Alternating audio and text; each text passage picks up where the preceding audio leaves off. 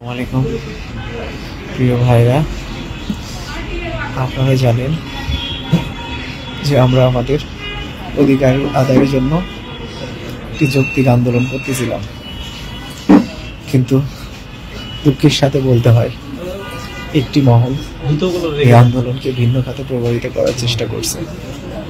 তাই আপনাদের সকলের কাছে আমার অনুরোধ থাকবে, এই আন্দোলন অবশ্যই প্রশাসনের বিরুদ্ধে না, প্রশাসনকে সঙ্গে নিয়েই আমাদের আন্দোলন।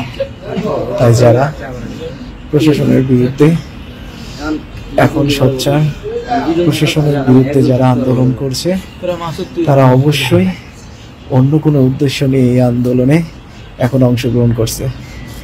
আপনাদের সকলের প্রতি ভাই আমার অনুরোধ থাকবে, আপনারা কখনোই তাদের ফাঁদে পা দিবেন না। আমরা ইনশাআল্লাহ প্রশাসনকে সাথে নিয়েই বিজয়ী বেশে ফিরে আসব। আমরা অনশনে বসেছি দ্বিতীয় ক্যাম্পাস সেনাবাহিনী হস্তান্তর আবাসনের ব্যাপারে।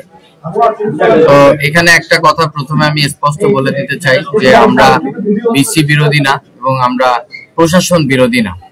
সুতরাং আপনারা যদি কেউ বলে যে বিসির পদত্যাগ অথবা প্রশাসনের পদত্যাগ, আমাদের প্রথম তাকে বয়কট করা উচিত হবে এবং তাকে আমরা বয়কট করব, কারণ আমরা প্রশাসনের বিরুদ্ধে না, আমরা বিসির বিরুদ্ধে না। এটা একটা ক্লিয়ার কথা। আরেকটা ক্লিয়ার কথা হলো, আমরা এখনো আমাদের অনশন কর্মসূচি আমরা প্রত্যাহার করিনি, আমরা এখনো অনশনে আছি।